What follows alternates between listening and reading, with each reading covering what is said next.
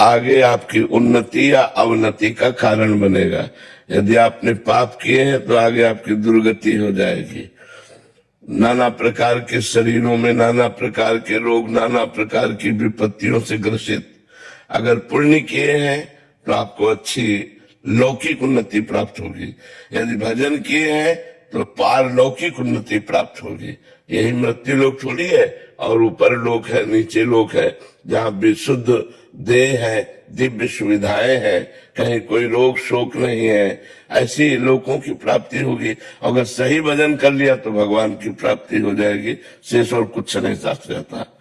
ये स्थूल शरीर यही छूट जाता है, सूक्ष्म शरीर, कारण शरीर और आत्मा, जहां जहां आप कर्म के अनुसार जाना होगा वहां वहां वो जन्म लेगा और वैसे कर्म भोगेगा। इसीलिए अपने को कमाना है भगवान नाम, पाप नहीं कमाना है। पाप से बचो और खूब भगवान नाम जप करो, राधा राधा राधा, मन लगे ना लगे तो इस लोक में भी उन्नति होगी और परलोक में भी उन्नति होगी। जहां बैठोगे वहां आनंद ही आनंद रहेगा। यदि पाप नष्ट हो जाए और केवल भजन रह जाए तब। अभी पाप है तो भजन करते हुए जलन होगी, अशांति होगी, लेकिन जिस दिन पाप नष्ट हो जाएंगे उस दिन आपका हृदय आनंद से भर जाएगा। जी। समंता कुमार गोस्वामी जी, असम से। राधे राधे महाराज जी। महाराज जी, मृत्यु के बाद सूक्ष्म और कारण शरीर का क्या होता है? इन दोनों शरीरों के बारे में थोड़ा जानने की जिज्ञासा थी। अगर मृत्यु माया का ही अंश है तो क्या? देखो, जब शरीर छूटता है तो पंचभूत शरीर यहीं रह जाता है, और कारण शरीर अगर पाप अधिक हुए तो कारण शरीर सहित सूक्ष्म शरीर को एक शरीर में डाला जाता है, जैसे पंचभूत में डाला जाता है, ऐसे उसे कहते हैं यातना देह, नरक में मिलता है। अब उस देह में मृत्यु नहीं होती, पांचभौतिक देह में तो मृत्यु हो जाती है। उसमें जैसे गला काट दिया गया तो मरोगे नहीं। अब आपका गला घंटों कटा, वैसे तड़पते रहोगे। फिर आपका हाथ काट दिया गया, आप वो ऐसे ही तड़पते रहोगे। आपका पेट फाड़, आपके 10 टुकड़े कर दिए गए, लेकिन आप मरोगे नहीं। वैसे ही आपको बड़ा भयंकर नरक का दंड, कोल्हू में पेरा जाता है, आग में पकाया जाता है, क्या क्या कष्ट होते भागवत में लिखा हुआ है। तो ये झूठा नहीं लिखा हुआ है, जो है वो परम सत्य है। अब जैसे जेल में क्या क्या सजा होती है अब अपने को क्या पता, लेकिन जो जेल जा चुका है उसको पता है, या जो जेलर है उसको पता है क्या क्या दुर्गति होती है जो जेल में रहते हैं। तो नरक सार्वभौम जेल है, मतलब अनंत ब्रह्मांडों के प्राणियों का किए हुए पाप कर्म का वहां दंड मिलता है।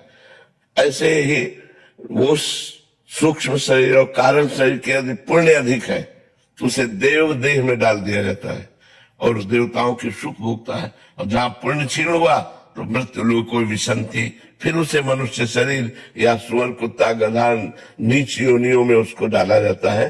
तो जो स्थूल शरीर है ये मृत्यु लोक में केवल मिलता है, पांच भौतिक, अन्य जगह नहीं मिलता। नरक में यातना देह मिलता है, स्वर्ग में देव देह मिलता है, और भगवान को जो प्राप्त होता है तो भागवतिक देह मिलता है। जो भगवान का सच्चिदानंदमय देह है वही सच्चिदानंदमय देह प्राप्त होता है। तो 5 ज्ञान इंद्रियां, 5 कर्मेंद्रियां कितने हुए? 10। पंच तन मात्रा, शब्द स्पर्श रूप रसगंध कितने हुए? 15। मन बुद्धि चित्त अहंकार कितने हुए? 19। और जीवात्मा 20। ये जो सूक्ष्म शरीर है, इसके बाद त्रिगुण माया, सतोगुण रजोगुण तमोगुण, तो ये कितने हो गए? 23। और काल 24। ये 24 तत्वों का पूरा खेल है। ये 24 तत्वों से संपूर्ण ब्रह्मांड बना हुआ है। ये संपूर्ण ब्रह्मांड बना हुआ है। इसमें केवल 5 घट जाते हैं स्थूल में, जो क्षितिजल पावक गगन समेरा, पृथ्वी, जल, अग्नि, वायु, आकाश, ये 5 महातत्व हैं जिनसे शरीर बना हुआ है। तो जब हमारी मृत्यु होती है तो केवल ये 5 तत्व हट जाते हैं, बल्कि शेष तत्व सब रहते हैं। फिर वो आगामी शरीरों को ग्रहण करके भोगते हैं। इसलिए हमें चाहिए कि भोगने वाले तो हम ही होंगे ना। कितना सुंदर मनुष्य शरीर मिला है, यदि हम इससे भजन कर लें, पापाचरण ना करें तो हमारी उन्नति हो जाएगी। कम से कम हम नरक तो न जाएं, फिर हम अच्छे लोगों को प्राप्त होकर अगर आना भी पड़े तो यहाँ बहुत अच्छी जगह हमारा जन्म हो, अच्छे हमारी भावनाएं हो, समाज को सुख पहुंचाए, फिर अच्छे एक व्यक्तित्व को स्थापित करके फिर नया हम निर्माण करें जन्म के नए भाग्य का, या मोक्ष प्राप्त करें। मोक्ष प्राप्त हो गया तो फिर ये जन्म मरण सब बंद हो जाता है। महाराज जी, आपका ये प्रश्न है कि क्या मोक्ष और भगवत साक्षात्कार एक ही सिक्के के दो पहलू हैं? भगवत साक्षात्कार में हम आपको देखते हैं और मोक्ष में तरंग समुद्र में लय हो गई, उसका अस्तित्व खत्म हो गया। लेकिन भगवत साक्षात्कार में अस्तित्व खत्म नहीं होता। हम आपके दास, आपके सखा, आपकी पत्नी, आपकी सहचरी, जैसे हमने भावना की वैसे भाव से हम आपके पास रहेंगे, भगवान के पास। अगर हमने भगवान को अपना स्वामी माना तो हम दास्य भाव से रहेंगे, भगवान को अपना सखा माना तो मित्र भाव से रहेंगे, भगवान को अपना लाला माना तो वात्सल्य भाव से साथ में रहेंगे।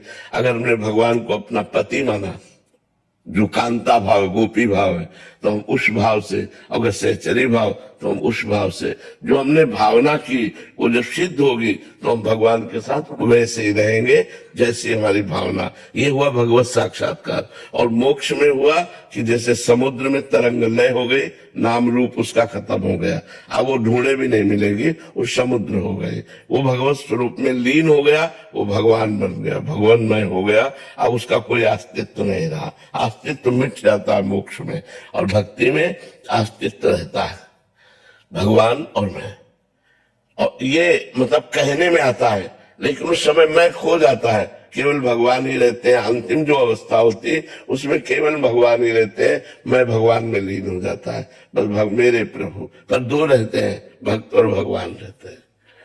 समरनाथ जी, राधे राधे गुरु जी। गुरु जी, आंतरिक संबंध कब और कहाँ जागृत होता है गुरु और शिष्य का? जब अहंकार शिष्य का गुरु के चरणों में समर्पित हो जाता है, तब आंतरिक संबंध स्थापित हो जाता है। जो हमारा जीवत्व अभिमान है, देहाभिमान है, विद्या का, रूप का, कुल का, धन का, जाति का, देह का, नाना प्रकार का जो अभिमान है, वो जब गुरु के चरणों में समर्पित हो जाता है तो आंतरिक संबंध गुरु से हो जाता है। और आंतरिक संबंध होने का मतलब जो गुरु के हृदय में चल रहा है वही शिष्य के हृदय में चलने रहा है। एक हरिव्यास देवाचार्य नाम के महापुरुष हुए हैं निम्बार्क संप्रदाय में। वो श्री भट्ट देवाचार्य जी उनके गुरु हैं। तो अपने गुरुदेव के पास आए और कहा, शरणागत हुए और कहा मैं दीक्षा लेना चाहता हूं। तो बोले दीक्षा ऐसे थोड़ी दे देंगे, जाओ 12 वर्ष गिरिराज जी की परिक्रमा करो राधा नाम रटते हुए। उन्होंने कोई प्रश्न नहीं किया कि कहाँ रहेंगे, क्या व्यवस्था, जो आज्ञा। 12 वर्ष गिरिराज जी की परिक्रमा की राधा राधा रटते हुए। 12 वर्ष बाद आए तो उनका, तुमको कुछ हमारी गोद में दिखाई दे रहा है? बोले नहीं गुरुदेव। बोले जाओ फिर 12 वर्ष गिरिराज जी की परिक्रमा करो। गुरु आज्ञा। 12 वर्ष फिर लौट के जब आए 24 वर्ष बाद, तो उनका गुरुदेव आपकी गोद में प्रिया प्रीतम दिखाई दे रहे हैं। प्रिया जी बैठी है आपकी गोद में, प्रीतम। बोले आओ दीक्षा। उन्होंने ही महावाणी की रचना की, जो निम्बार्क संप्रदाय का जुगल सरकार की रसकेली का महामहिमामय ग्रंथ है, महावाणी जी की रचना की। जब गुरुदेव को इस तरह से वर्ण किया, गुरुदेव की आज्ञा का पालन किया। नहीं अपने लोग होते तो बोले 24 वर्ष गुरु आज्ञा में, इसके बाद गुरु दीक्षा। तो गुरु दीक्षा कब दी? जब सिद्ध कर दिया। खुले नेत्रों से देखा प्रिया प्रीतम गुरुदेव की गोद में विराजमान है, तब दीक्षा दी और तब महावाणी की रचना की। बहुत बड़े महापुरुष हुए हैं। तो गुरु से आंतरिक संबंध जब उनकी आज्ञा का पालन करते, ये अहंकार समर्पण है। गुरु ने आज्ञा किया, बस बिना कोई प्रश्न किए गुरु की आज्ञा में लग गए। 24 वर्ष तक गिरिराज जी की परिक्रमा और राधा नाम का जब, उससे सारे पाप नष्ट हो गए और दिव्य दृष्टि प्राप्त हो गई और गोद में प्रिया प्रीतम के दर्शन हो गए। तो ये है, जब हम गुरु को अपना अहंकार समर्पित कर देते हैं तो हमारा गुरु से आंतरिक संबंध हो जाता है। और जब गुरु से आंतरिक संबंध होता है तो गुरु के स्वरूप का दर्शन होता है। गुरु कृपा करके अपने स्वरूप का दर्शन कराते हैं। मुख्य तो कृपा होती, पर साधन उनकी आज्ञा का पालन करने से वो प्रसन्न हो जाते हैं कि हमारी आज्ञा का पालन किया। लखन गुप्ता जी दिल्ली से। जी। राधे राधे महाराज जी। महाराज जी, जपा जाप क्या है और इसको करने की पद्धति क्या है जिससे भगवत साक्षात्कार? देखो, अब पहले तो हम जपे तब अजपा हो, कि हम जप नहीं रहे और स्वाभाविक श्वास प्रश्वास नाम चल रहा है, मंत्र चल रहा है, प्रणव चल रहा है, शिवोहम चल रहा है, वो तब चलेगा। पहले हमें जपना चाहिए, पहले करना होता है और फिर होता है। अजपा का मतलब होता है हम जप नहीं रहे, स्वाभाविक चल रहा है। तो स्वाभाविक कब चले? स्वाभाविक तो हमारा विषय चिंतन चल रहा है। अभी देखो, स्वाभाविक विषय चिंतन चल रहा है, मंत्र तो चल नहीं रहा। तो हमें पहले मंत्र को चलाना है। उसकी 3 पद्धतियां होती हैं, वाचिक, उपांश और मानसिक। तो जो गुरु मंत्र होता है उसमें 2 पद्धतियां होती हैं, केवल उपांश और मानसिक। नाम में वाचिक भी बोला राधा राधा राम राम राम राम, लेकिन गुरु मंत्र नहीं बोल सकते। गुरु मंत्र उपांश और मानसिक। जब उपांश बहुत वर्षों जपा जाता है तब मानसिक में प्रवेश होता है, और जब मानसिक में प्रवेश हो जाता है तो फिर परावाणी जागृत हो जाती है। 4 प्रकार की वाणी है।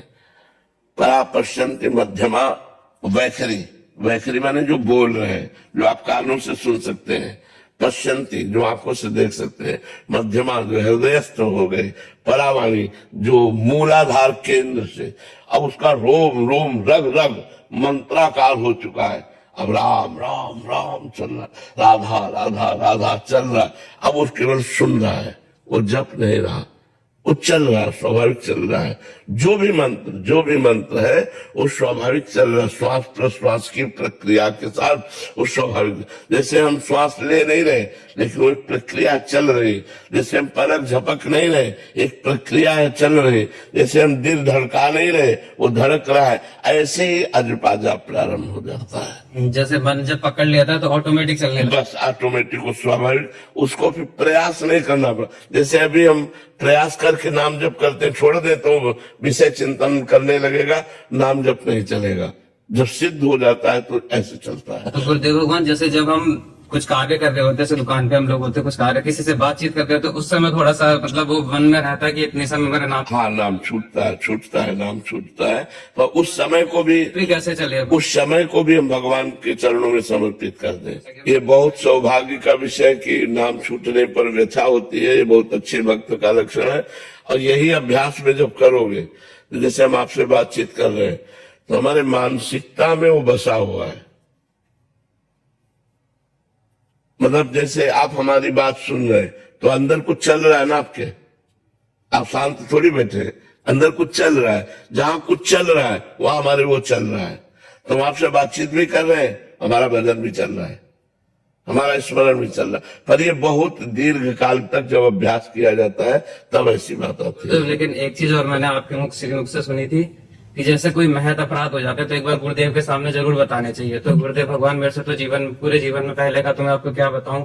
हाँ, अब लो नसानी अब ना नसो, अब तक किया अब नहीं करूंगा। बस यही नियम ले लेने से और नाम जप करने से पीछे के पाप नष्ट हो जाते हैं। अब लो नशानी अब ना नशे। आज तक किया, गुरुदेव के सामने हो गए, संत के सामने हो गए। हमें पहले प्रमादवश शासन करने की हिम्मत नहीं थी अपने मन में, आज हमारी हिम्मत आ गई। अब लो नशानी अब ना नशे हो, आज तक किया अब नहीं करूंगा, तो सब माफ हो जाता है और भगवान की प्राप्ति हो जाती है। खूब नाम जप करो, गलतियों से बचने की चेष्टा करो। सोम कन्वर जी जयपुर से। राधे राधे महाराज जी। महाराज जी, एक शिष्य होने के नाते हमारा सबसे महत्वपूर्ण कर्तव्य क्या है? गुरु की आज्ञा का पालन करना। अब जो ही कहें करें हम सोई, आयस लिए चले निज दासी, मन क्रम वचन त्रिशुद्ध सकल मत, हम श्रीहित हरिवंश उपासी। अब जो ही कहें करें हम सोई, अब जो आज्ञा करते हैं वही हम करते हैं। आज्ञा शब्द सुसाहिब सेवा, अपने गुरुदेव की आज्ञा का पालन करना ही सबसे श्रेष्ठ उपासना है। जो गुरुदेव की आज्ञा पर अपने प्राणों को भी बलिदान कर देते हैं, वो सीधे भगवान को प्राप्त होते हैं। गुरुदेव की आज्ञा बहुत कठिन है पालन कर पाना, क्योंकि मनमुखी चाल है। मन के विरुद्ध गुरुदेव की आज्ञा होती है, तो उस आज्ञा का पालन करना बड़ा कठिन है। अगर आज्ञा पालन कर ले गए तो माया मुक्त हो गए। मोक्ष मूलम गुरु कृपा, गुरु प्रसन्न हो गए, सब काम बन गया। पर गुरु को प्रसन्न करना साधारण बात नहीं। वो सेव संतरा रुपया से जो प्रसन्न होते हैं वो गुरु ही नहीं होते। गुरु वही होते हैं जो भजन और सच्चे अच्छे आचरणों से चले तो गुरु प्रसन्न होते हैं। रुपया सेव संतरा दे के गुरु को प्रसन्न नहीं किया जा सकता। अगर गुरु रुपया की आशा रखता है, गुरु नाना प्रकार के भोग विलासों की आशा रखता है, तो गुरु किस बात का, वो तो भोगों का दास है। तब लग जोगी जगत गुरु, जब लग रहा है निराश, और जब आशा मन में भई, जग गुरु और जोगी दास। जग गुरु और जोगी दास, तो सच्चा संत तो वही है जो भगवंत में स्थित है। और सच्चा संत तभी प्रसन्न होगा जब आप सच्चे बनोगे, अच्छे आचरण करोगे और भगवान का नाम जप करोगे।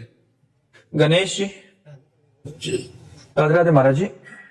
महाराज जी, आप कह रहे हैं कि जब आप राधा रानी के दर्शन करने या बिहारी जी के दर्शन करने जाते हैं तो उस समय महाराज जी आप उनको निहारते समय उनसे मन ही मन महाराज जी क्या बात करते हैं, ताकि हम भी वही बात करें। अब हम क्या बताएं, क्या बात करते हैं। एक आशिक अपने महबूब से क्या बात करता है, अपने प्रेमी से क्या बात करता है, उस समय उसके जो भाव प्रकट होते हैं वो किसी से बताने योग्य थोड़ी होते हैं। वो मुंह से बात नहीं करता और नेत्रों से बात करता है। वो ऐसा लगता है नेत्रों से पी जाएगा अपने प्रेमी को, अपने नेत्रों में बसा लेगा। वो जो उस समय की मांग होती है, वो प्रेमियों की बात कह रहा हूं, जनरल तो अपनी मांग करेंगे हमारा। जो प्रेमी जन होते हैं उनकी मांग बस यही होती है कि बिसरियो ना बिसारियो, यही दान मुझे दो। हे लाडले, हे प्यारे, तुम मेरे नेत्रों में बस जाओ, मेरे हृदय में बस जाओ, मैं तुम्हें कभी भूलूं नहीं। दर्शन करने तो कुछ मिनट के लिए आया हूं, लेकिन हर समय आप मेरे नेत्रों में बस जाइए। कभी आप हमसे दूरी न होइएगा, कभी आप हमारे चिंतन से न जाइएगा, सदैव हमारे चिंतन में बसे रहिएगा। पी मूर्ति नयनन बसे, यही रस रहाय समाय, ये लक्षण सुन प्रेम के और न कछु सुहाय। और कुछ अच्छा नहीं लगता, केवल आप हमारे नेत्रों में बस जाओ। उस समय भक्ति की जैसी भावना आती है, वो अपने प्रभु से बात करता है। वीर मेहता जी, राधे राधे महाराज जी। महाराज जी, मेरी उम्र 19 वर्ष है। आपका सत्संग मैंने लगभग 1 वर्ष पहले सुनना शुरू किया। आपकी कृपा से शराब, मांस, हंस क्रीड़ा, गाली आदि दोष धीरे धीरे छूटने लगे और नाम जप भी कुछ स्थिर हुआ है। बहुत सुंदर, धन्यवाद। इतनी अवस्था में भी आपने शराब पी चुके? जी अच्छा महाराज जी, कॉलेज आदि में जैसे बच्चे बाहर गए उच्च शिक्षा के लिए, तो महाराज जी उनका माहौल ऐसा है कि वहाँ के हम जो अटेंडेंट है उनसे बात कर, ये आपको एक नहीं महाराज जी, ये तो अच्छे बच्चे हैं ताकि छोड़ दिया उसके बाद आए हैं। काफी बच्चों का सुधार तो है ही है, क्योंकि जो हमसे मिलते हैं। नहीं, हम धन्यवाद देते हैं, हृदय से प्यार करते हैं और भगवान से प्रार्थना करते हैं कि आप सबका मंगल करें, आपकी बुद्धि शुद्ध रखे, आपको स्वस्थ रखे और आप आगे बढ़ो। मनुष्य जीवन बेटा नष्ट करने के लिए नहीं मिला, मनुष्य जीवन समाज को सुख पहुंचाने के लिए मिला है। हम जिन पदों पे जाए, चाहे टीचर बने, चाहे डॉक्टर बने, चाहे हम समाज को सुख पहुंचा रहे, हम कुछ ऐसे बने जिससे संसार को सुख पहुंचाए। क्या मनुष्य जन्म सुअर कुत्ता की तरह वही खा लिया, वही भोग लिया, वही नीच कर्म कर लिए, ये कोई मनुष्य जीवन? मनुष्य जीवन है अपने प्राणों का बलिदान दूसरों के लिए करें, अपने जीवन को ऐसा बनाए जिससे हम सैकड़ों को सुख पहुंचा सके। तब तो कुछ बात समझ में आई। अपने सुख के लिए तो सब मर रहे हैं, संसार और समाज के सुख के लिए जो वही महान है जो समाज के सुख के लिए आगे बढ़े। पेमेंट तो मिलती ही है, लेकिन समाज सुख के लिए अगर हमारी बुद्धि बढ़े तो बहुत उत्तम है। आप कोई गंदी बात मत करना, ठीक है ना? जब तक ब्याह ना हो जाए तब तक किसी बहन, माता बहन से कोई गलत संपर्क न रखना, कोई नशा न करना। बहुत अच्छा है आप लोग काउंटर लिए, मुझे बहुत अच्छा लग रहा है कि आप नाम जप कर रहे हैं। और आप देखना बहुत अच्छे बच्चे बनोगे, अभी आप नाम जप कर रहे हैं ना, तो आप देखना आपके आगे जीवन की उन्नति कैसी होगी। आप एक महान व्यक्तित्व वाले बनेंगे। बस हमारी बात पर लगे रहना, और जब ब्याह हो जाए तभी भोग करना। जब तक ब्याह ना हो तब तक ब्रह्मचर्य से रहना, फिर आप देख लेना अपना जीवन कैसा होता है। जो लोग ब्रह्मचर्य हल्की अवस्था में नष्ट कर देते हैं, वो गृहस्थी लायक भी नहीं रह जाते हैं, वो लोग बहुत हानि को प्राप्त होते हैं। तुम लोग ब्रह्मचर्य से रहो, दंड बैठक मारो, जो हम नियम बताते हैं उनके अनुसार चलो। देखो अभी चमकने लगोगे, नई अवस्था है, अभी दिमाग प्रकाशित होने लगेगा, भगवान की कृपा प्रकाशित होगी। जो आप नाम जप कर रहे हो, इससे आपका बड़ा मंगल होगा। कोई नशा नहीं, किसी माता बहन से संपर्क नहीं, गंदे बच्चों का संग नहीं, मोबाइल से गंदी बात नहीं देखना, तो आप देखना आपका जीवन कितना अच्छा हो जाएगा। ठीक है महाराज जी, इसका मूल कारण कहाँ से बिगड़ी? कुसंग को न कुसंगति पाए न साई, रहे न नीच मते चतुराई। ये जैसे वायरस फैलता है ना एक से दूसरे में, ऐसे ही गंदे बच्चे, जो गंदे दिमाग के बच्चे हैं, वो अच्छे बच्चों में भी गंदगी डाल देते हैं, वो अच्छे बच्चों में भी गंदे आचरण डाल देते हैं।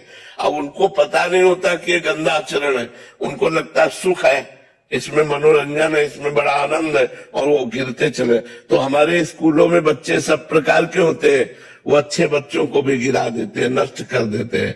बिल्कुल नशा नहीं, बेविचार नहीं, अच्छे से पढ़ो, माता पिता के अनुशासन में रहो, देखो तुम्हारी उन्नति किस प्रकार की होती है। महाराज जी, आजकल जैसे कॉलेज में हम रहते हैं तो ज्यादातर छात्र जो कुशल नहीं रहते, तो मैं किसी से भी दोस्ती नहीं करती। हाँ बिल्कुल बिल्कुल। आज का दोस्त ऐसा नहीं कि आपको अच्छे मार्ग की शिक्षा दे कि ये तुम गलत मार्ग में जा रहे हो, ऐसा शिक्षा देने वाला नहीं। वो गलत मार्ग में ही दोस्ती होगी। मोबाइल में देखो गंदी बातें दिखा करके आपको प्रोत्साहन देकर गंदे मार्ग में ले जाना, ऐसे दुश्मनों से बचना चाहिए। ये दोस्त नहीं है, ये दुश्मन है जो हमारे नए जीवन की पीढ़ी को बर्बाद कर रहे हैं। ऐसे बच्चों से दूर रहना चाहिए, वो आगे दंड भोगेंगे, वो खुद दंड भोगेंगे। आप अच्छे बच्चे हो, ऐसी गंदी बातों से बचिएगा, जिससे आपका जीवन बड़ा निर्मल और भविष्य लोगों को सुख देने वाला बने। हमारे भारत का अगर एक व्यक्ति सुधर जाएगा तो एक कोना सुधर गया। अगर एक एक सुधरना शुरू कर दे तो बहुत सुधार हो जाए। आज काफी बच्चे सुधर रहे हैं, काफी लोग सुधर रहे हैं, नशा छोड़ रहे हैं, मांस छोड़ रहे हैं, व्यभिचार छोड़ रहे हैं, अपनी गृहस्थी को सही ढंग से संभालने की चेष्टा कर रहे हैं। तो इसलिए सावधानी से चलो। क्लास में ऐसे ही बच्चों का सब होता है। जी वो बच्ची बोल रही है कि क्लास में महाराज जी 10 में से 9 ऐसे ही हैं। बिल्कुल अब बिल्कुल। महाराज जी इतना दिक्कत हो जाता है कि 9 बात लेके या कुछ करके तुम तो पुराने जमाने के हो, हाँ उसको मतलब टॉर्चर करते टॉर्चर हैं। हो जाता है महाराज हाँ। जी। तो फिर आ जाके 1 साल 2 साल फिर उन्हीं के साथ में हो जाता क्योंकि है। मन भी तो हमारा तरंगायमान होता है। मन के जब अवस्था बढ़ती है तो मन को कोई साथी चाहिए, मन को कोई भोग चाहिए, मन को मनोरंजन चाहिए। उस समय अगर हमको रोकने वाला मिले तो ज्यादा अच्छा है। हमें अगर बहाने वाला मिले, गिराने वाला मिले, तो मन भी कहता चलो यार जहाँ 9 है था चलो हम भी ऐसा कर। लेकिन हमें लगता है कि आप लोग अच्छे बनो। जो हमारी बात सुन रहे हैं उन बच्चों से प्रार्थना है, ये तुम्हारे जीवन को नष्ट कर देगा। चाहे बच्ची हो चाहे बच्चा हो, दोनों को सावधान होकर के संयम से रहना चाहिए। व्यभिचार नहीं करना चाहिए, नशा नहीं करना चाहिए, माता पिता की आज्ञा में रहना चाहिए। नहीं तो एक बार गलती हो जाती है तो फिर ब्लैकमेल किया जाता है, चाहे लड़की हो चाहे लड़का हो। अब वो डर गया कि मम्मी पापा अगर ये बात जान जाएंगे तो क्या होगा।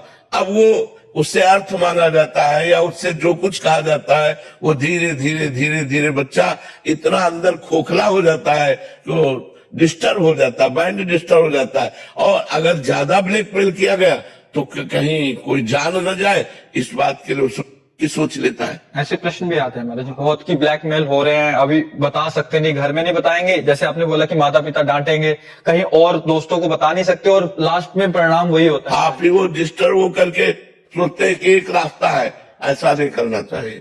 इतने अच्छे मनुष्य जीवन को इस तरह से नष्ट नहीं करना चाहिए। इसलिए पहले से ही सावधान रहो, गंदी बातें मत करो, गंदे आचरण मत करो, किसी को ब्लैकमेल करने का अवसर ही मत दीजिए। आप खुद अच्छे बच्चे बनो, बिल्कुल फटकार दीजिए जो गंदी बातें सिखाने वाले हैं। आप अकेले चलोगे तो 100 को परास्त कर दोगे। अगर आप गलत आचरण में चले गए तो जिसमें 100 बह गए उसी में तुम भी बह गए। इसलिए आप अकेले चलने की सोचो कि मैं एक अच्छा बच्चा बनूंगा, एक भारत का मैं एक अच्छा नागरिक बनूंगा, मैं एक अच्छा सेवक बनूंगा, तो ये मनुष्य जीवन की उन्नति है। जिससे गंदे बच्चे या बच्चियां जो हमें संग में मिले तो उनसे हमसे बचना चाहिए। वो हमें टॉर्चर करे, उपहास करे, गाली दे, सुन लेना चाहिए, चल देना चाहिए। महाराज जी जो सुधार आ रहा है समाज में आपके भागवत पद की वजह से आ रहा है महाराज जी, बहुत मुश्किल है, नहीं तो बच पा। जी जी जी, हम कोशिश भी यही करते हैं, भगवान से प्रार्थना भी यही करते हैं और भजन करके चाहते भी यही है कि जितना दिन अब हमारे जीवन का रह गया है, जो भी भजन होता है वो हमारी समाज को मिले और समाज हमारी भागवतिक बने, सबका मंगल हो, सबको सुख मिले। ऐसी भावना है कि सबको सुख मिले, हमारी समाज व्यसन रहित हो, व्यभिचार रहित हो, छल कपट रहित हो, हिंसा चोरी रहित हो, तो आनंद में जीवन व्यतीत हो जाए। वैभव जी, मध्य प्रदेश। राधे राधे महाराज जी। महाराज जी, यदि गुरु राधा नाम जपे और शिष्य राम नाम जपे तो क्या धाम में गुरु और शिष्य साथ भगवान के रहेंगे, एक ही भगवान के? ऐसा कैसे हो सकता है? गुरु जो देगा तो वही देगा जो जप रहा है। और हमसे कोई मांगे कि हमें आप गुरु मंत्र दीजिए तो हम नित्य विहार वृंदावन का ही तो देंगे। तो ऐसा कैसे हो सकता है कि गुरु राधा राधा जपे और शिष्य राम राम जपे? पहली बात तो गुरु शिष्य का संबंध तभी जब शिष्य अपनी मान्यता को मिटाकर गुरु की आज्ञा पर चले। अगर अपनी मान्यता लिए तो शिष्य कहाँ बना हो? शिष्य तो कोरा कागज होता है, गुरु उसमें क्या लिखता है वही लिखेगा जो गुरु के हृदय में चल रहा है। अब वो गुरु आज्ञा कर दे कि तुम राम राम जपो तो फिर गुरु का धाम अलग होगा, शिष्य का धाम अलग होगा।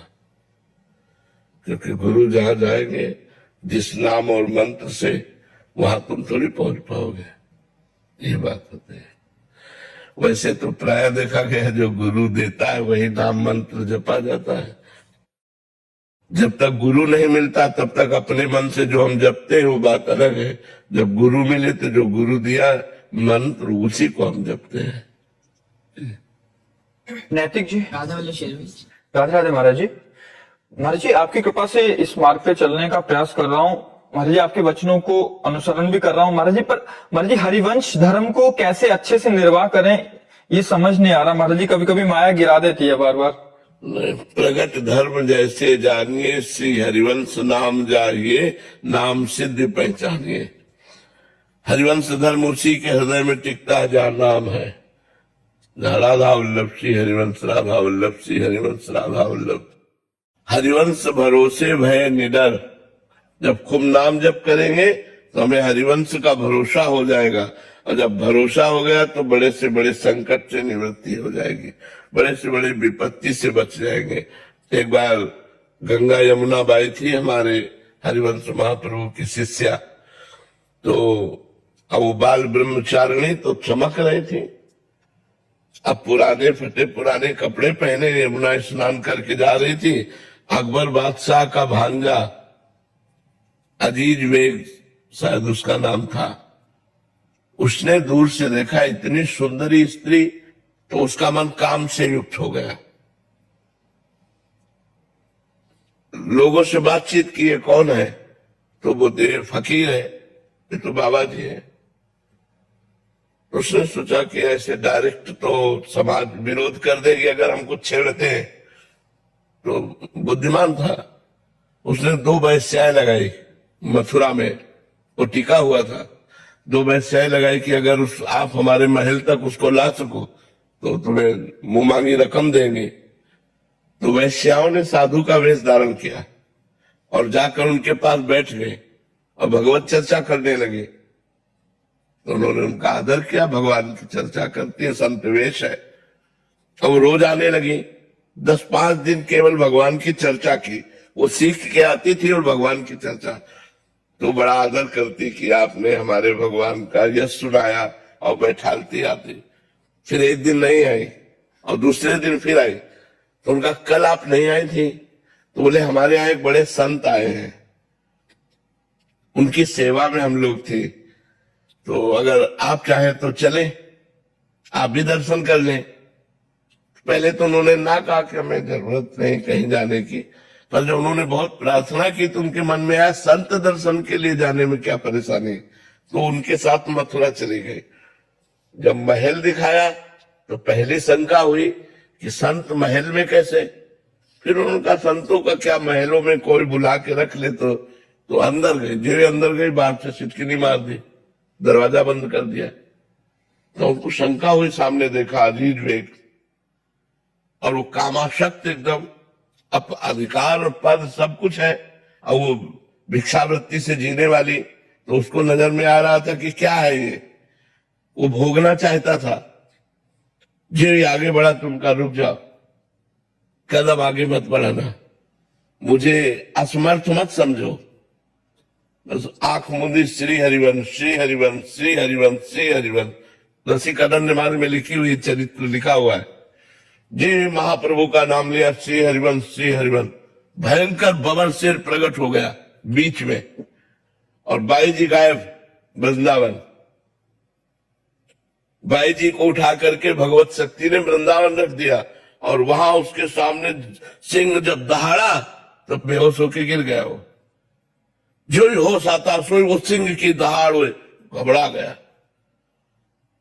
बड़े बड़े पंडितों को बुलाया कि ये हमें क्या हो रहा है, तो उनका अपराध बन गया, जाओ उनके चरणों में पड़ो, साधारण नारी नहीं है, वो भगवान की भक्ता है। तब आकर वृंदावन में उनके चरणों में गिरा, और बहुत सोने चांदी की असरफिया और धन दिया। तो उनका ये सब नहीं चाहिए, ये सब बांट दो वृंदावन के ठाकुरों की सेवा में, और आज के बाद किसी भी भक्ता नारी के प्रति कभी ऐसा गलत चिंतन मत करना, नहीं तो तुम्हारा सर्वनाश हो जाएगा। तो खिलवाड़ थोड़ी जो भगवान का भजन करते हैं। हरिवंश भरोसे भय निडर नित गर्जत हरिवंश बल। जब हमारे नाम होता तो एक बस्ती होती, भगवान रक्षा करते हैं, भगवान सब बचाते हैं। तो इसलिए हमें खूब नाम जप करना चाहिए और भगवान का भरोसा रखना चाहिए, आचार्य गुरु का भरोसा रखना चाहिए, वही हमारी रक्षा करते हैं। भाई जी जैसे सेवक वाणी जी में हरिवंश के बारे में बताया कैसे कैसे आचरण होना चाहिए, पर जो हमारे अलग आचरण होता है बिल्कुल विपरीत। धीरे धीरे आ जाएंगे, नाम जप करो, नाम जप से सब आ जाएंगे। हरिवंश नाम है जहां तहां तहां उदारता, सकामता तहां नहीं कृपालुता विषेखिए। हरिवंश नाम लीन जे अजात शत्रु ते सदा, प्रपंच दम्भ आज दे तहां कछु न पेखिए। जो नाम जप करता है सब ठीक हो जाता है। प्रज्ञा पांडे जी काशी से। राधे राधे महाराज जी। महाराज जी, हम अक्सर मोह को ही प्रेम समझ बैठते हैं। महाराज जी, क्या किसी एक व्यक्ति से निश्चल प्रेम करना ईश्वर तक पहुंचने का मार्ग बन सकता है? व्यक्ति से स्वार्थ भरा प्रेम होता है, जिसे हम प्रेम कहते हैं, उसमें वासना होती है, उसमें काम होता है। और जहां काम होता है, जहां काम तहां राम नहीं, और जहां राम नहीं काम। एक जगह दिन और रात नहीं मिल सकती, रात है तो दिन नहीं, दिन है तो रात। तो काम है तो राम नहीं, राम है तो काम नहीं। हम किसी भी व्यक्ति से, चाहे स्त्री से या पुरुष से, अगर लगाव रखते हैं तो कोई स्वार्थ बुद्धि होती है, कोई अपना मतलब निकालना होता है, अपनी वासनाओं की पूर्ति होती है। जैसे कोई लड़का किसी लड़के से कहता मैं आपसे बहुत प्यार करता हूं, ठीक है आप प्यार कीजिए, मैं कभी शरीर छूने नहीं दूंगी। फिर आप देखो उसका प्यार किस रूप में आएगा। फिर वो प्यार करता है कि छूने नहीं दूंगी, दूर से बात करो, करो हमसे प्यार। कौन प्यार करेगा? बिल्कुल नहीं। यहाँ लिखा लेना, वहां लिखा लेना, प्राण समर्पित करने का नाटक करना, लेकिन वो अपनी वासनाओं की पूर्ति चाहता है, इसलिए वैसा करता है, चाहे लड़का हो चाहे लड़की हो। यहाँ प्रेम कहाँ है? प्रेम है कामना रहितम, और आपका प्रेम है कामना सहितम। कामना के बिना आप प्रेम कर ही नहीं सकते, और प्रेम शुद्ध होता है कामना रहितम, सूक्ष्मतरम, अनुभव स्वरूपम, प्रक्षण वर्धमानम। कहाँ प्रेम है? यहाँ प्रेम है, यहाँ प्रेम नहीं, यहाँ स्वार्थ है, यहाँ काम है, प्रेम नहीं है। एक से मन नहीं भरा, दूसरा ब्रेकअप, दूसरा बॉयफ्रेंड या दूसरी गर्लफ्रेंड, ये क्या है? प्रेम है? एक बार जिससे प्रेम किया, आजीवन निर्वाह किया, उसका नाम प्रेम है। वो कैसा है ये नहीं देखा, एक बार प्रेम कर लिया तो जीवन भर निर्वाह किया, अब यहाँ तो एक गंदगी बढ़ रही है, दिमागों में, शरीरों में वासनाओं के खेल बढ़ रहे हैं। ये हो क्या रहा है हमारे समाज को? कौन सा दिमाग खराब हो गया है कि कौन सी पद्धति चल रही है? फिर आपका ब्याह होगा, आपको एक पति से संतोष होगा? आपका ब्याह होगा, आप एक पत्नी पे संतोष कर पाएंगे? फिर आपकी गृहस्थी क्या होगी? कूड़ा हो जाएगी। वो दूसरे से प्यार कर रहे, तुम दूसरे से मिल रहे हो, क्या मतलब रह गया पति पत्नी का? क्या मतलब रह गया एक अच्छे मित्र का? अच्छा मित्र वो नहीं बन सकता जो व्यभिचारी है, जो गंदे आचरण वाला है, वो कभी अच्छा मित्र नहीं बन सकता। वो सदैव चार को भोगने की कोशिश करेगा, वो एक में संतुष्ट नहीं रहेगा। हमारी बातें अच्छे से समझ लो। इसलिए सबसे प्रार्थना है, जीवन को पवित्र रखो, और जब पति मिले तब उसी से पूरा प्यार करो, और ऐसा प्यार करो कि वो चाहे जैसा हो हम निर्वाह कर ले जाए, पूरे जीवन भर निर्वाह कर ले जाए। तब तो ये हमारे सनातन धर्म की रीति है, ये हमारे भारत की रीति है। हम विदेशी रीति की बात नहीं करते, भारत की जो रीति है उसके अनुसार चलो। एक बार हाथ मिलाया, आजीवन निर्वाह किया। ये डिवोर्स शब्द आना ही नहीं चाहिए। तो ये क्यों आता है? व्यभिचार प्रवृत्तियां इसलिए आता है, आज इससे, कल उससे, परसों उससे। ये क्या है?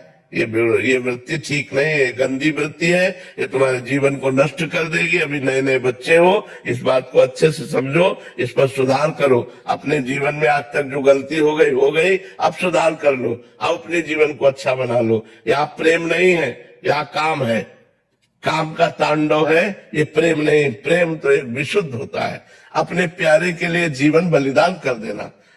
अगर प्रेम की तुम्हें भाषा बतावे, तो जैसे मैं आपसे प्यार करता हूं और आप हमारे सामने इससे प्यार करें, तो हम इनको बहुत प्यार करेंगे क्योंकि आपका वो प्यारा है। लेकिन हमें द्वेष हो जाएगा, आपसे जलन हो जाएगी। इसका मतलब है कि आप प्यार नहीं, स्वार्थ कर रहे हो। प्यार तो ये है कि अगर प्यारे को ये पसंद है तो हम इसके चरण छुएंगे। हमने देखा वो आपसे जब मिलते हैं तो खुश होते हैं। आप जरूर मिलिएगा, क्योंकि उनकी खुशी हमारी खुशी है, उनका सुख हमारा सुख है। ये कहाँ है भला यहाँ संसार में? ये नहीं है। तो इसीलिए प्रेम नहीं है, ये काम है।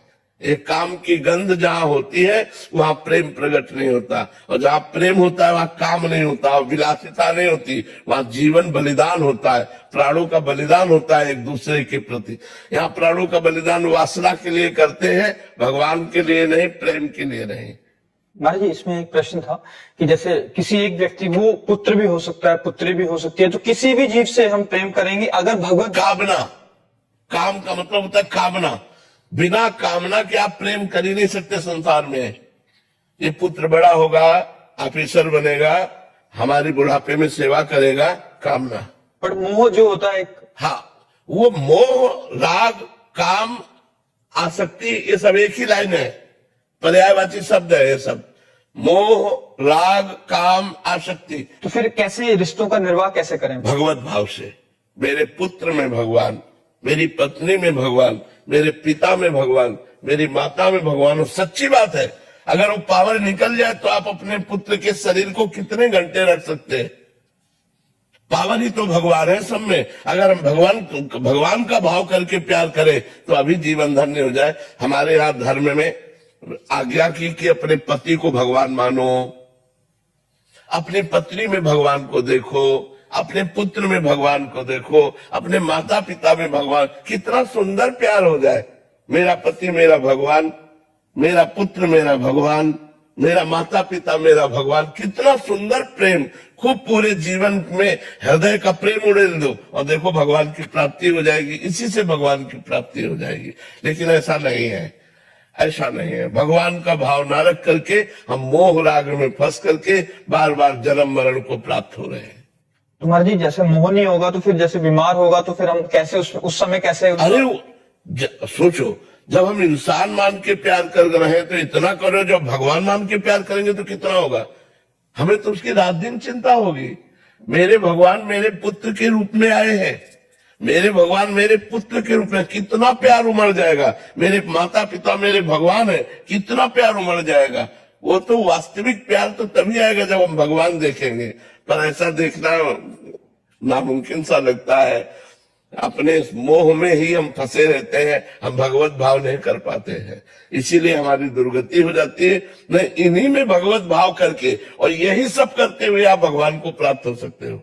जो प्यार कर रहे हो वो अपने भगवान से कर रहे हैं, सब में भगवान है, बस यही बात तो समझना, सब में भगवान है। अनिश्मा अमेरिका से। राधे राधे। राधे राधे महाराज जी। महाराज जी, हम ग्रस्त मार्ग के पथिक हैं, हमें इस बात का भय लगता है कि अगर बच्चा हो गया तो हम बंधन में बन जाएंगे और संसार में फंस जाएंगे। इस भय से हम अगर ऐसा भी बच्चा हो गया जो तुम्हें बंधन मुक्त कर दे, मतलब महात्मा पैदा हो गया तो, भगवान का भक्त पैदा हो गया तो हमें रोकना नहीं चाहिए। हम भी तो किसी के बच्चे हैं, हमारी भी तो माँ थी। हम 21 पीढ़ियां तर जाएंगे अगर भगवान का भक्त पैदा हो गया तो। जरूरी हम निगेटिव क्यों सोचे, हम पॉजिटिव सोचे। राष्ट्र भक्त पैदा हो गया तो, भगवान का भक्त पैदा हो गया, समाज सुधारक पैदा हो गया, समाज का मंगल करने वाला पैदा हो गया, तो हमारी कोख धन्य हो जाएगी, हमारा गृहस्थ धर्म धन्य हो जाएगा। जरूर आने देना चाहिए, गर्भस्थ शिशु को नष्ट नहीं कराना चाहिए, चाहे बेटी हो चाहे बेटा, आने देना चाहिए। गर्भस्थ शिशु की हत्या नहीं करानी चाहिए, ये सबसे बड़ा महापाप है, गर्भस्थ शिशु की हत्या करना। इस भय से कि गर्भ धारण ही ना करें। नहीं नहीं नहीं नहीं, जो भगवान का विधान है उसको तोड़ना नहीं चाहिए। ऐसे रहो कि अगर संतान होनी है तो होनी है, नहीं होनी तो नहीं होनी। और जब आपको ये लगे कि अब हमारे संतान हो गई, अब हमें आगे संतान नहीं चाहिए, तो संयम से चलो, डॉक्टरों की सलाह से चलो। ऐसी स्थिति ना आने पाए कि गर्भ आ जाए फिर उसको आप भ्रूण हत्या, गर्भ हत्या कराएं, ऐसा नहीं करना चाहिए। अंशिका जी बिहार से। राधे राधे महाराज जी। महाराज जी, मैं भगवान हनुमान जी को बहुत मानती हूँ और उनमें श्रद्धा भी रखती हूँ, लेकिन मुझे सही तरीका समझ नहीं आता कि मैं उन्हें कैसे प्रसन्न करूं, उनके किस नाम का जाप करूं। कृपया महाराज जी मेरा मार्गदर्शन। हनुमान जी को प्रसन्न करने के लिए रामचरित सुनबे को रसिया, राम लखन सीता मन।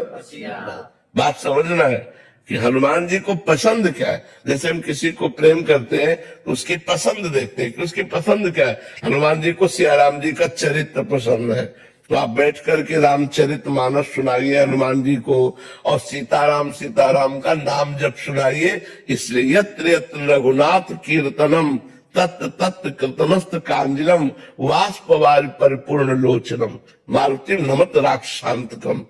हनुमान जी महाराज जहाँ सियाराम जी का कीर्तन होता है, आंसू बहाते हुए वहां विराजमान रहते हैं। यत्र यत्र रघुनाथ कीर्तनम तत् तत् कृतमस्त कांजलम वाष्पवारि परिपूर्ण लोचनम मारुतिम नमत राक्षसांतकम। तो हमें चाहिए हनुमान जी को प्रसन्न कर ले, रामचरितमानस सुनाएं और सीताराम नाम का जप करें, और उससे हनुमान जी बहुत जल्दी प्रसन्न हो जाएंगे। राधे राधे महाराज जी। महाराज जी, मैं बहुत भयभीत होके आपकी शरण में आया हूँ। महाराज जी, मेरे से एक घोर अपराध बन गया था। मैंने खेत में एक चर रहे बछड़े को डंडे से प्रहार किया, वो घायल हो गया, कुत्तों ने उसे जिंदा खा लिया। महाराज जी, मेरे अभी मतलब बहुत ज्यादा अंदर से विचलित हूँ महाराज जी, उसका प्रायश्चित कैसे करूं महाराज जी? श्रीमद् भागवत का पाठ करवाओ, मूल संस्कृत से श्रीमद् भागवत का पाठ करवा के फिर गोपाल सहस्त्र नाम का पाठ करवा करके और उस बछड़े को प्रदान करो कि इसका फल उस बछड़े को प्राप्त हो, भगवान उसका मंगल करे, और क्षमा प्रार्थना भगवान से मांगो। ये तो महत अपराधों में, गौ हत्या महत अपराधों में है, बड़ा अपराध है। इसको क्षमा याचना कर लेने तो भोगना पड़ेगा, बहुत बुरी दशा पैदा कर सकता है। जो महत अपराध होता है वो बहुत बुरी दशा पैदा कर देता है, इसलिए सावधान हो, जल्दी करवा लो, पता नहीं शरीर छूट जाए और हमारा ये पाप हमको फिर अगला जन्म में ब्याज सहित भोगना पड़ेगा। तो इसलिए सावधान हो जाओ। आपने बचाया नहीं कुत्तों से? सब बाद में गुरुजी बाद में पता लगा, जैसे मारा तो घायल हो गया होगा, बाद में पता लगा उसको कुत्ते खा गए। नहीं ऐसा नहीं, वो उनकी भूख मिटाने के लिए वो चारा चरना चाहते हैं। अब आपकी फसल है ये उनको पता नहीं, उनको इतना पता है मेरा चारा है, ये मेरा पेट भरेगा। तो हमको चाहिए कि हमें हाथ देना चाहिए अपने खेत से, बहुत मारना नहीं चाहिए। और फिर इस तरह से छोटे बछड़े को मारना कि वो घायल हो जाए, नहीं नहीं, उस टाइम का ये भाव नहीं था गुरु जी, कुछ भी मतलब। उस टाइम ये भाव नहीं था महाराज जी, बाद में लगा कि ऐसा होना चाहिए था। नहीं नहीं नहीं, बहुत धैर्यवान बनना चाहिए। तुम मनुष्य हो और वो बछड़ा है गाय का, तो हमें लगता है बहुत बड़ी गलती हो गई। भगवान क्षमा कर सकते हैं यदि आप प्रायश्चित ऐसा करें, पूरी मूल भागवत का पाठ पंडित से करवावे और गोपाल शास्त्र नाम पाठ करवावे और वो सब बछड़े को प्रदान करें और भगवान से क्षमा याचना मांगे। राहुल जी मध्य प्रदेश से। ठीक है। राधे राधे महाराज जी। महाराज जी, मोक्ष का सबसे सरल रास्ता क्या है और भक्ति और प्रपत्ति में क्या अंतर है? देखो, प्रपत्ति का नाम ही भक्ति है। प्रपत्ति माने होता शरणागति। जब हम भगवान की महिमा का श्रवण कीर्तन स्मरण करते हैं, भगवान के चरणों की सेवा करते, पाद सेवनम अर्चनम, भगवान को प्रणाम करते हैं, वंदनम, सख्यम भगवान हमारे मित्र भी हैं, दास्यम भगवान हमारे स्वामी भी हैं, और आत्मसमर्पणम, ये जो आत्मसमर्पणम है ये नवधा भक्ति की पूर्णता है। इसी को प्रपत्ति कहते हैं, इसी को शरणागति कहते हैं, इसी को आश्रय कहते हैं, इसी को अवलंबन कहते हैं। भगवद अवलंबन, भगवद आश्रय, भगवत प्रपत्ति, भगवत शरणागति। तो भक्ति भगवत शरणागति एक ही बात है। अब रही मोक्ष का सरल उपाय, तो ऐसा भी नहीं है कि मोक्ष इतना सरल है कि आप सहज में इसे प्राप्त कर ले। मोक्ष का सहज स्वरूप है आत्मा, आत्म स्वरूप में स्थित हो जाना। अभी हम स्थित हैं शरीर में, मन में, इंद्रियों में, इंद्रियों के भोगों में। जब हमारे अंदर विवेक प्रकट हो, विवेक कहते हैं जो सत असत का ठीक निर्णय कर सके, वो बुद्धि में प्रकट होता है और वो सत्संग से होता है। बिन सत्संग विवेक न होई। जब हम साधु समागम करते हैं तो हमारी बुद्धि में विवेक प्रकट होता है, और विवेक का तात्पर्य है सत्य असत्य का ठीक निर्णय करना। तो जब ये निर्णय ठीक हुआ विवेक के द्वारा कि सत्य तो परमात्मा है, असत पूरा संसार है, उमा कहो मैं अनुभव अपना, सत हरि भजन जगत सब सपना, ये सपने के समान संसार झूठा है। तब लोक और परलोक के समस्त भोगों से वैराग्य, दूसरा नंबर। पहला विवेक, दूसरा लोक परलोक के भोगों से वैराग्य, तीसरा सत संपत्ति, सम दम उपरति तितिक्षा समाधान मुमुक्षता। सम इंद्रियों का विषयों से हटाकर अपने अपने स्थान पर उनको स्थित कर देना। दम मन को भोगों से हटाकर भगवान में स्थित करना या सच्चिंतन में स्थित कर देना। उपरति भोगों के बीच में रहते हुए भी भोगों की इच्छा ना होना। तितिक्षा गर्मी सर्दी बरसात मान अपमान लाभ हानि भूख प्यास काम क्रोध लोभ मोह मद मत्सर के वेग, इनको सह जाना तितिक्षा कहते हैं। समाधान चित्त का परमात्मा में स्थित करने का प्रयास करना। मुमुक्षता, मैं इसी जन्म में संसार से मुक्त हो जाऊं, ये जब बात आएगी तब हम मोक्ष मार्ग में चल पाएंगे। इसीलिए मोक्ष मार्ग कठिन है कि हम शरीरधारी अपने को शरीर मानकर मन और इंद्रियों के द्वारा भोगों को भोगने में लग गए, इसीलिए मुमुक्षता कठिन हो गई। नहीं तो हमारा स्वरूप है मुक्त, ना हम कभी बंधे थे, न बंधे हैं, न बंधे रहेंगे। विषयों में हमने स्वयं बंधन स्वीकार किया है, तो हमको इंद्रिय विजयी होना होगा, हमको मनोनिग्रही होना होगा, हमको किसी भी विषय में परास्त नहीं होना होगा। इसके लिए निरंतर नाम जप करो, सरल उपाय राधा राधा राधा राधा राधा। तो जिस श्वास में तुम्हारे प्राण निकलेंगे उसी श्वास में तुम्हारा मोक्ष हो जाएगा। फिर तुम माँ के गर्भ में नहीं जाओगे, तुम परमात्मा स्वरूप हो जाओगे। इसलिए निरंतर नाम जप करो। जगदीश जी जोधपुर राजस्थान से। राधे राधे महाराज जी। महाराज जी आपका शरणागत हूं। आपके श्रीमुख से प्रवचनों में सूक्ष्म शरीर, मन, बुद्धि, चित्त, अहंकार का वर्णन सुना है तथा अष्टधा प्रकृति में पंच तत्वों के साथ सूक्ष्म शरीर के 3 भाग मन, बुद्धि व अहंकार को शामिल होना भी सुना है। अतः महाराज जी ये चित्त का क्या स्वरूप है जो कि सूक्ष्म शरीर का? मन को ही चित्त कहते हैं क्योंकि चिंतन करने के कारण, देखो अंतःकरण चतुष्टय 4 नहीं है, एक ही है। निश्चय करने के कारण उसे बुद्धि कहा गया, संकल्प करने के कारण उसे मन कहा गया, चिंतन करने के कारण उसे चित्त कहा गया, क्रियाओं का कर्ता भोक्ता स्वीकार करने के कारण उसे अहंकार कहा गया। ये एक ही हृदय अंतःकरण चतुष्टय के रूप में है। तो यहाँ जो अष्टधा प्रकृति में पृथ्वी, जल, अग्नि, वायु, आकाश, बुद्धि, मन, अहंकार, ये अष्टधा जो प्रकृति है इसी में मन में ही चित्त को ले लिया गया है। अंतःकरण चतुष्टय का जो मन में चित्त का, क्योंकि चित्त का कार्य है चिंतन करना और मन का कार्य है मनन करना, दोनों समकक्ष है। इसलिए चित्त और मन को एक में ही मिला करके अंतःकरण चतुष्टय की 3 हिस्सों को ले लिया गया। बुद्धि का काम निश्चय करना, मन का काम मनन चिंतन करना और अहंकार क्रिया को स्वीकार करना, भोग को स्वीकार करना। इसके कारण ये अष्टधा प्रकृति में 3 जोड़ दिए गए सूक्ष्म शरीर की बात, क्योंकि चित्त और मन एक ही है। शौर्य सिंह जी। राधे राधे महाराज जी। महाराज जी जीवन की उलझन कब दूर होगी? कृपया कोई ऐसा मंत्र बताएं जिससे मन शांत हो जाए।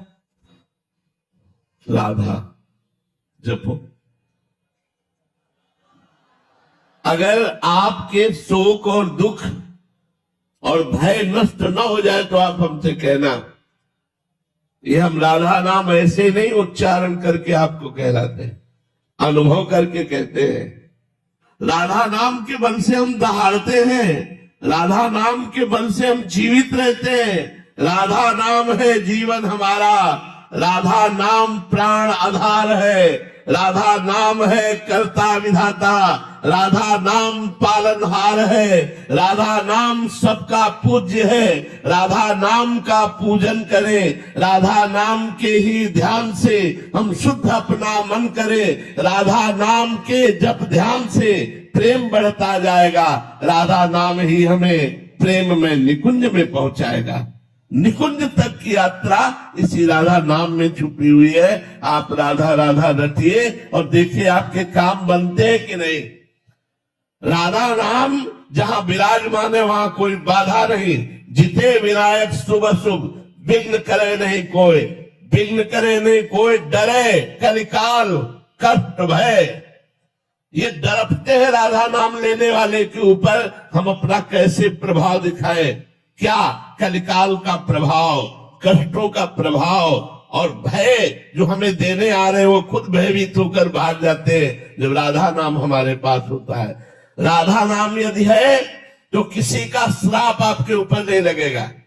साप ताप रोग शोक दारुण दुखारी लाल इष्ट दुष्ट दलन कुंज भवन चारी। इसलिए अगर पूछते हो कि तुम्हें परम शांति कैसे प्राप्त होगी, यदि हम पर विश्वास करो और राधा नाम जप करो, फिर आप देखो तुम्हें शांति नहीं शांति प्रदान करने वाले बन जाओगे आप। सात तरती सा लोकांतार्यति, वो स्वयं तर जाता है, स्वयं तर जाता है और लोगों को तार देता है। इसलिए राधा राधा रटो, शराब मत पियो, मांस मत खाओ, पराई बहन बेटों की तरफ गंदी दृष्टि मत रखो, राधा नाम जपो। देखो तुम्हारा मंगल होता है कि नहीं, तुम्हारे सारे दुख नष्ट होते हैं कि नहीं, तुम सुख में आनंद में नाचते हो कि नहीं। जैसे मीरा जी नाच रही, पायो जी पायो मैंने राम रतन धन पायो। ऐसे गुरु जो अमोलक वस्तु दी उसको जपो तब आपको पता चलेगा, राधा नाम जपो तब आपको पता चलेगा। जैसे डॉक्टर दवा देता है, हम ये नहीं कहते हरी वाली गोली नहीं खाएंगे, पीली वाली पाएंगे। वो जो भी देता है हम श्रद्धा से पाते हैं कि हमारा रोग नष्ट होगा। ऐसे ही संत और गुरुदेव जो उपदेश करते हैं, बिना प्रश्न किए, बिना संशय किए यदि आज्ञा का पालन कर लो तो आपका परम कल्याण हो जाएगा। राधा नाम महा अमृतमय है, समस्त दुख शोकों का नाश करने वाला है, शाप ताप विघ्नों का नाश करने वाला है। राधा नाम के ऊपर मारण और मोहन, वशीकरण, उच्चाटन इसका कोई प्रभाव नहीं पड़ेगा जिसकी जिह्वा पे राधा नाम, और एकदम सरल सहज रसगुल्ला जैसा राधा राधा राधा राधा। जी प्रारंभिक साधक का प्रश्न रहता है कि फिर बहुत जलन होती है, मतलब वो मन लगता नहीं है राधा नाम में, नाम में मन नहीं लग रहा। देखो, एक बार जब राधा नाम आप जब प्रारंभ करोगे तो मन के पाप नष्ट होंगे, इसलिए मन को जलन होगी। तो जैसे हमारे फोड़ा हो जाता है और हम डॉक्टर को पैसा देकर चीरा लगाते हैं और महीनों पड़े रहते हैं, लेकिन हमें सुख रहता है कि अब ठीक हो गया, क्योंकि ऑपरेशन हो गया। हम महीनों उसका दुख झेलते हैं, पर मुझे सुख रहता है कि अब वो फोड़ा निकल गया। तो जन्म, मृत्यु, विपत्ति, संकट, नाना प्रकार के रोग, शोक, ताप ये हमको घेरे हुए हैं, हमको बचा सकता है तो राधा नाम। तो हम राधा नाम जपते हुए थोड़ी जलन सहन करें, क्योंकि वो राधा नाम आपके मन के पापों का नाश करेगा, और जहां मन के पाप नष्ट हुए तो आपका मन नाच उठेगा, आनंदित हो जाएगा। आप विश्वास मानिए हमारी बात पर, आप राधा नाम जपिए, जो आपको कष्ट मिल रहा है उसको सह जाइए तो आपके पाप नष्ट हो जाएंगे, आगे आनंद मिलेगा, बहुत आनंद मिलेगा। ये हम अपने हृदय की बात कह रहा हूँ, किसी पढ़ी लिखी बात नहीं कह रहा हूँ। यदि आप राधा राधा जपोगे तो बड़े बड़े दुखों से, बड़े बड़े संघर्षों से, बड़ी बड़ी विपत्तियों से आप टूटोगे नहीं, हारोगे नहीं। आप नाचते हुए, मुस्कुराते हुए, विपत्तियों को रौंदते हुए आगे बढ़ जाओगे। इसलिए राधा राधा नाम जपो। आशीष गुप्ता जी। राधे राधे महाराज जी। महाराज जी, आप कह रहे हैं कि मैं नाम जब सेवा सत्संग वृंदावन वास भी करने आता हूँ महीने में एक आधी बार। महाराज जी, पर मेरा व्यापार ऐसा, तो मुझे गाली देकर ही बात करने की आदत है। ये ऐसा व्यापार तो हमने आज तक नहीं सुना। भाई कौन सा व्यापार है जिसमें गाली देना होता, हमको भी जानकारी हो जाए। गत्ते के डब्बों का व्यापार है महाराज। गत्ते के डब्बों का तो लेबर वाले मतलब प्यार से महाराज जी बोलते हैं, 10 बारी में काम नहीं सुनेंगे, फिर उसी लैंग्वेज में बात करनी पड़ती है। वैसे गाली न दे तो अच्छा है, क्यों जबान गंदी करे यार। हम डांट के भी तो कह सकते हैं, कि सम्मान पूर्वक कह सकते हैं कि आप ऐसा क्यों नहीं करते हो। जरूरी गाली दे, उससे कोशिश करो गाली देना बंद करो। जबान क्यों गंदी करते हो? इससे मुझे भगवत प्राप्ति में बाधा होगी। हाँ बिल्कुल बाधा हो जाएगी। आप कठोर वचन बोलते हैं, जबकि वाणी के लिए कहा गया है मृदु, हितकर और सत्य। सत्य हो पर मृदु होनी चाहिए, सत्य हो उसका हित करने वाला होना चाहिए। ऐसा सत्य नहीं होना चाहिए कि उसका अहित हो जाए, ऐसा सत्य नहीं होना चाहिए कि कठोर बोल दो। सत्य, मृदु और हितकर वाणी। वाणी एक अमोल है, जो कोई बोले जाने, हे तराजू तौलिके तब मुख बाहर आने। बहन बेटी की गालियां देते रहते, जबान गंदी करते रहते, फायदा क्या हुआ। हम कठोर शासन कर सकते हैं। अगर हमको अपनी लेबर से काम कराना है तो गाली दे के थोड़ी काम कराना है, कठोर शब्दों से भी बोल सकते हैं, निकाल सकते हैं, लेकिन गाली क्यों दे। गाली देने का अभ्यास बहुत गलत है। प्राय लोग गाली दे देते हैं, नहीं देना चाहिए, गाली को रोकना चाहिए। जबान गंदी क्यों करें हम, तो बहुत गंदी बात होती है और बहुत निकृष्ट बात होती है, और ये छोड़ देना चाहिए। कोशिश करो, आप और कठोर शब्दों का प्रयोग कर सकते हो, लेकिन गाली देने की जरूरत नहीं है।